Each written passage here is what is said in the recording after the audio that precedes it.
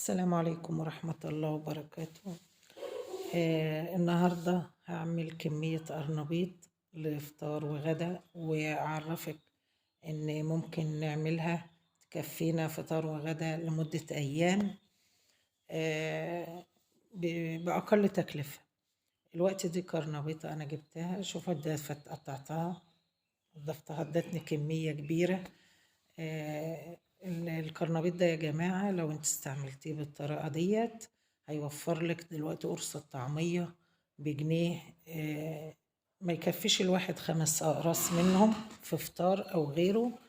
فقررت إن أنا أعمل القرنبيط ده، وفعلا كفانا فطار أو عشاء كام يوم. أنا قطعته وسلقته. بعد ما أسلقه يا جماعة هحطه هغسله بمية متلجة وأعينه في التلاجة، أخد منه لمدة كام يوم، بس بشرط إنك انت تغطيه في كيس وتحطيه على الرف. مش مهم تحطه في الفريزر، بيكفيكي 3 أيام أو 4، ما بيجرالوش حاجة وما بيطلعلوش أي ريحة. احنا طبعا في جو شتوي التلاجة، فما بيطلعلوش أي ريحة. أنا عملت 2 دقيق، قطعت عليهم الكزبرة بقرن شبت، بيعود شبت خفيف قوي.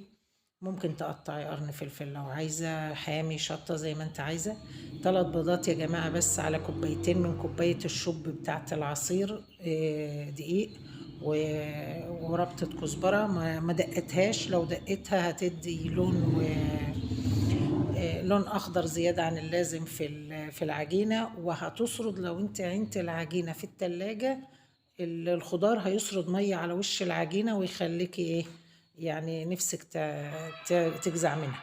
لكن لما بتقطعي الخضار ما بيسردش مية في التتبيلة ديت. فاللي هيعمل التتبيلة ده عشان يحطها في التلاجة بدل اليوم 2 و3 و4، يقطع الخضار ناعم، ما بلاش ان هو يدقه او يكون له عصارة. حطيت فلفل وملح اسمر، فلفل اسمر وملح، وكبشتين 2 دقيق. انا حطيت ميه خفيفه قوي زي ما انتوا شفتوا في الاول، علشان بعد كده انا هزود كبشتين لبن. لو انت مش عايزه لبن ممكن تستعملي ميه، تحطش اي اضافات تانية خالص، لا بيكنج باودر ولا حاجه، علشان ما تغيرش لون العجينه ولا طعمها وهي في التلاجة.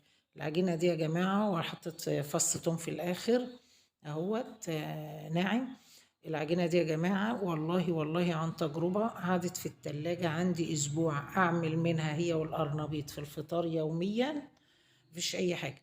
وطبعا هتشوفوا أنا هقلي اهوت، الزيت ما تغيرش. طبعا أنا جايبة أصغر حلة عندي علشان الزيت يبقى باين غزير فيها اهوت، وهقلي. الزيت ما بيغيرش العجينة بالشكل ده، الزيت ما بيغيرش منها ولا بيغير ولا لونه بيغير ولا أي حاجة. هقلي وهطلع معاكم، والزيت هتسيبيه تغيري كأنك بتقلي في نفس اليوم. مجرد ما يسخن تاني يوم بتقلي منه، أو آخر النهار بتقلي منه. عايزة تقللي الكمية براحتك. العجينة دي طالعة طبعا مشفشفة وجميلة جدا.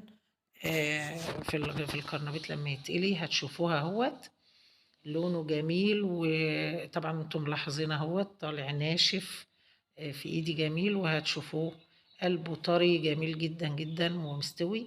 ده وفر معايا، شوفوا ده اول دور طالع يا جماعة. شوفوا كيس طعمية ب10 جنيه ب15 جنيه ما يكفيش، دولت يكفوا احسن منه.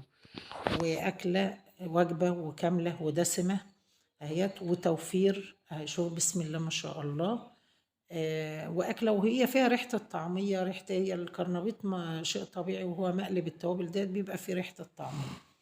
فبينفع لفطار وغدا وعشاء. ان شاء الله تعجبكم الوصفه دي. تاني مره بقى يا جماعه وانا بقلي اهوت، دي تاني مره، تاني يوم الزيت برضه اهوت وانا بطلع منه، شوفوا اهوت ما تغيرش لونه خالص. بتقلي فيه 2 3، ده توفير زيت وتوفير وقت وتوفير للست الموظفة أو العاملة. وأهوت أهو برضو طالع بنفس